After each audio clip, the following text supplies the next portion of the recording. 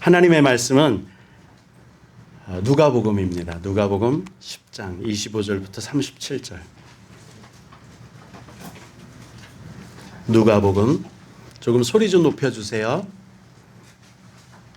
누가복음 10장 25절부터 37절.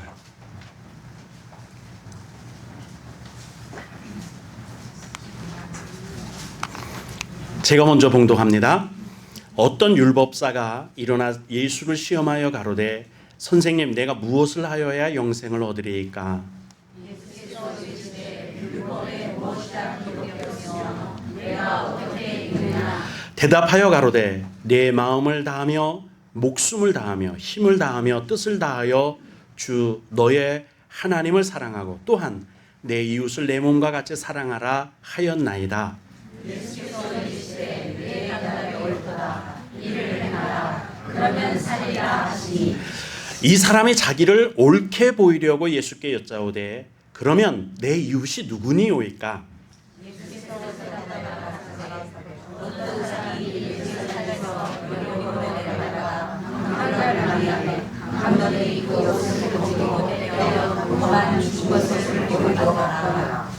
마침 한 제사장이 그 길로 내려가다가 그를 보고 피하여 지나가고 또 이와 같이 한 레위인도 그것에 이르러 그를 보고 피하여 지나가되 어떤 사마리아인은 여행하는 중에 거기에 이르러 그를 보고 불쌍히 여겨 기름과 퍼즐을 그 상처에 묶어 싸매고 자기 짐승에 태워 주막으로 데려와서 불러와주고 이튿날에 데나리온 둘을 내어 주막 주인에게 주며 가로되 이 사람을 돌보아 주라. 부비가 더 들면 내가 돌아올 때에 갚으리라 하였으니 너희에게는 이 세 사람 중에 누가 방금 만난 자의 이익이 되느냐? 가로되 자비를 베푼 자니이다. 예수께서 이르시되 가서 너도 이와 같이 하라 하시니라. 아멘.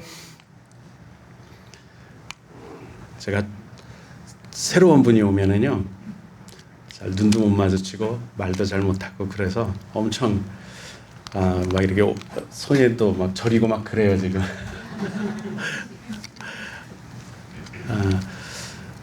우리 다들 우리 가족은 다 오셨나요? 그것도 잘 안 보이네. 예전에는 이렇게 보면 누구 안 온 게 보이는데 다 오신 것 같죠? 지난주 수요일 날이요, 비가 얼마나 많이 오는지 예배 드리려고 다 나와서 차 타고 막 하다가 다들 도망갔어요. 우리 오시다 보면 이렇게 침수되고 뭐 이러니까 또 그럴까봐 도로가 강물이 돼서 흘러가니까 다들 예배를 못 드리고 돌아갔습니다. 그리고 나서 사실 오늘 이 말씀을 수요일 날 하려고 했던 말씀이에요. 근데 이 말씀을 그냥 제가 정신없이 우리 큰딸은 병원에 입원해 있지. 그 다음에 선교회도 오지. 막 이렇게 저렇게 바빠서 마침 제대로 준비가 안 되니까 그럼 돼 있는 거로 하자 해서 수요일 날 말씀을 지금 전하게 됩니다. 물 좀 마시고요. 기자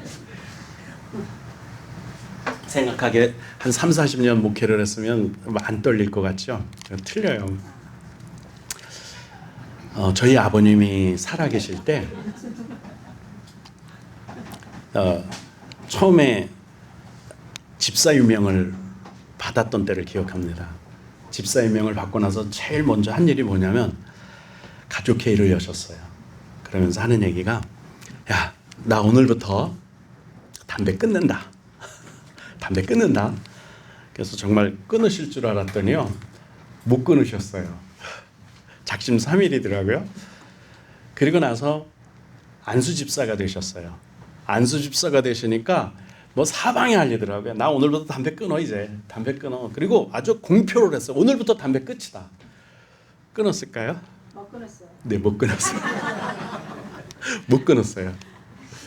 그리고 이제 퇴직을 하시고 그때만 해도 이게 직장 생활을 하니까 이게 힘들다, 스트레스 받으니까 이게 안 돼 그러시더니 은퇴를 하시고 드디어 장로가 되셨어요.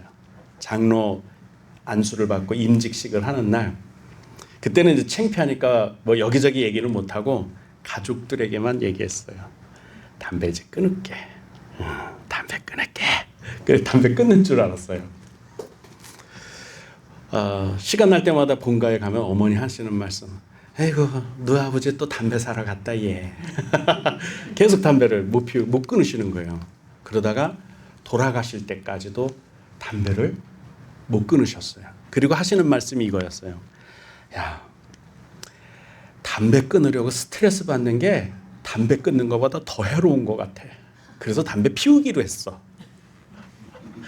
담배 피우는 게 차라리 스트레스 받는 것보다 덜 해로운 것 같아. 논리적이죠. 논리적이죠. 사람이요, 상당히 논리적인 사람입니다.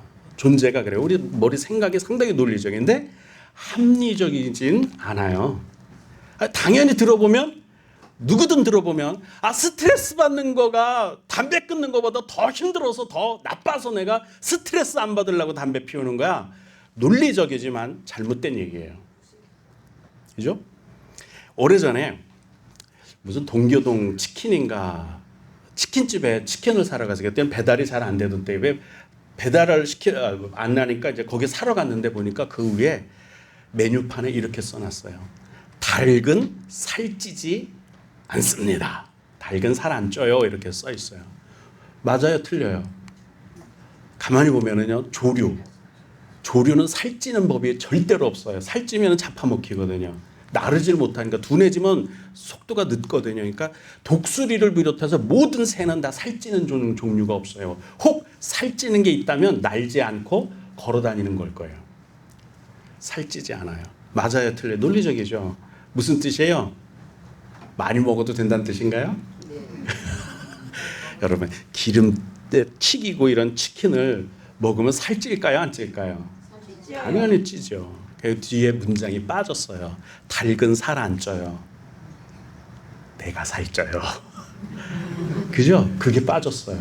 근데 닭은 살 안 쪄요. 그리고 바라는 게 뭐냐면, 그러니까 자주 먹고 많이 먹어도 돼요. 그 말을 하고 싶어서 거기에 닭은 살 안 쪄요라고 써놓은 거예요. 많이 먹어요. 자주 먹어요. 닭 안 살쪄요. 그런데 네가 살쪄요. 먹는 우리가 살찌는 거예요. 이게 논리적인 것 같지만 합리적이지 않죠. 우리 인간이, 사람이 다 그래요. 논리적으로 다 자기 합리화라고 그러거든요. 자기가 생각한 거, 자기가 요구하는 거, 자기가 바라는 것을 논리적으로 만들어 놓고 합리화하고 옳다, 맞다 이대로 사는 거예요. 오늘 본문 말씀에 예수님이 이렇게 말씀하세요. 너 이웃이 누구냐 물었더니 그럼 우리 이웃이 누굽니까 물었더니 주님이 예로 들어주셨어요.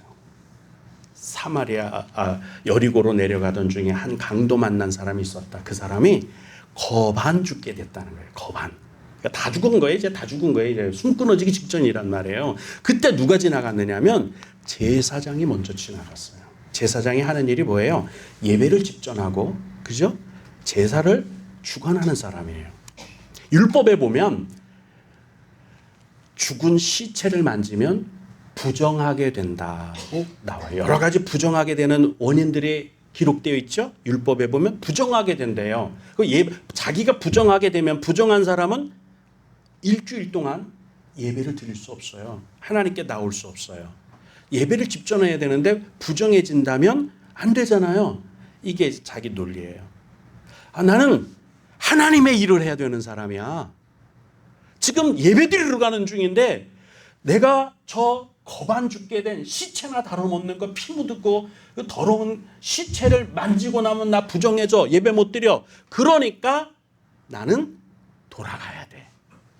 논리적이죠. 그래서 난 안 도왔어. 안 돕고 싶어서 한 게 아니야. 사랑이 없어서가 아니라니까. 나는 어쩔 수가 없었어. 부정하면 안 되잖아. 그리고 돌아갔어요.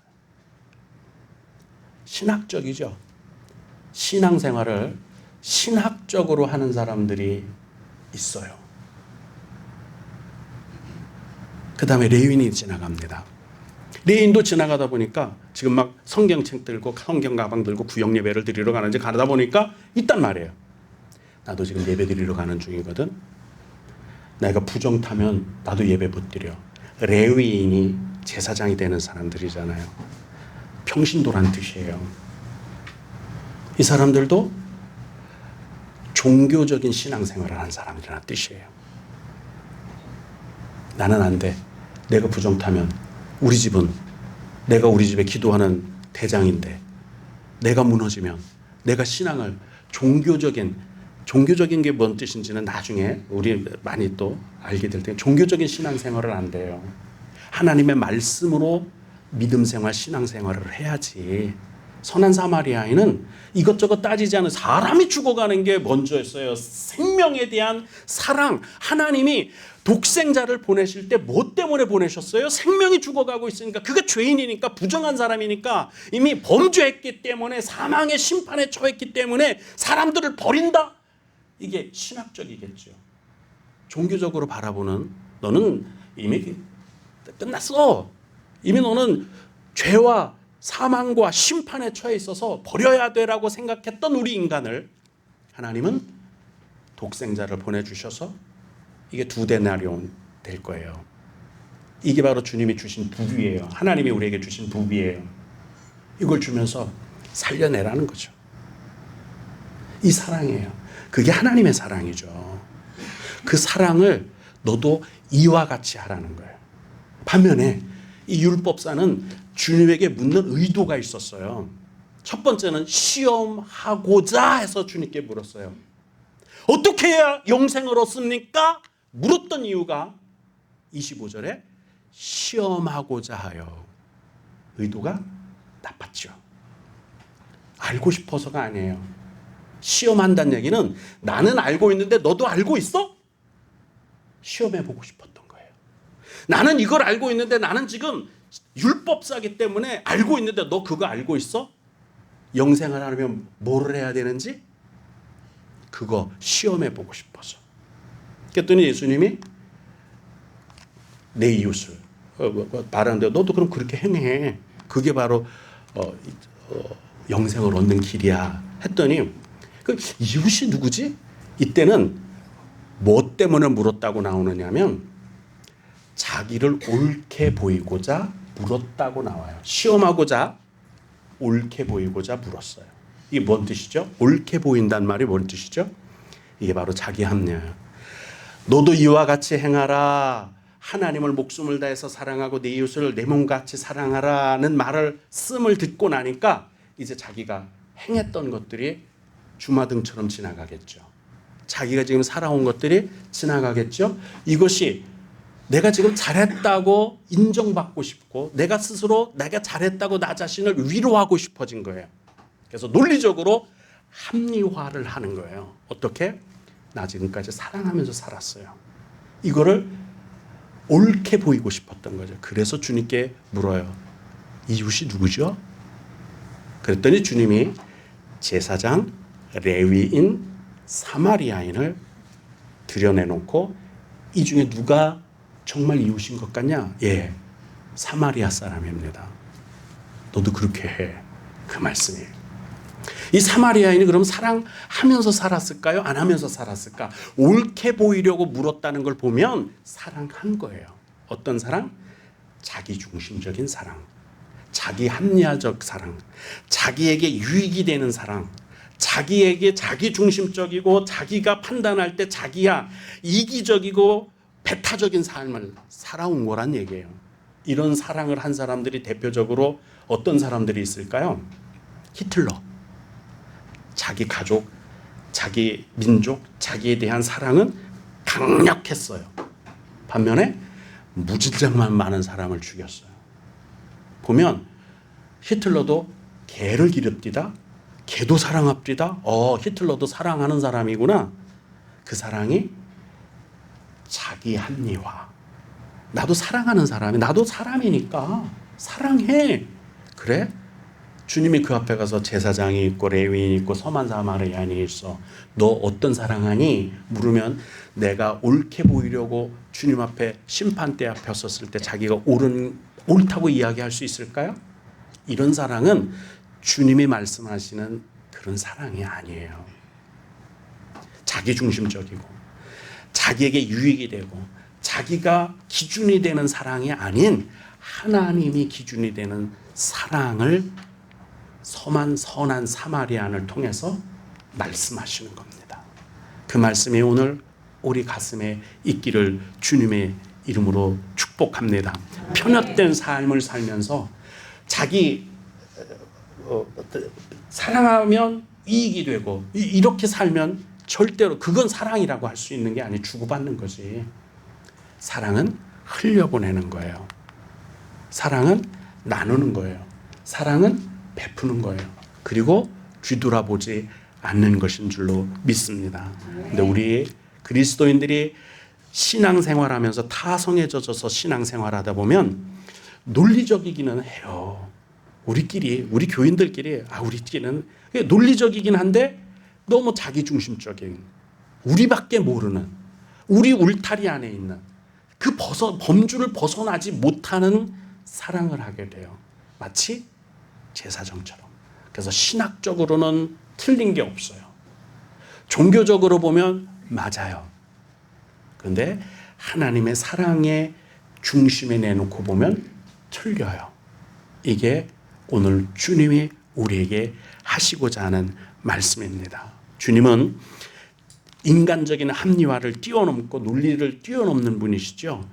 변질된 삶이 아닌 하나님 뜻대로 사는 삶, 그것이 진리의 삶이 되는 줄로 믿습니다. 아멘. 기도하시겠습니다.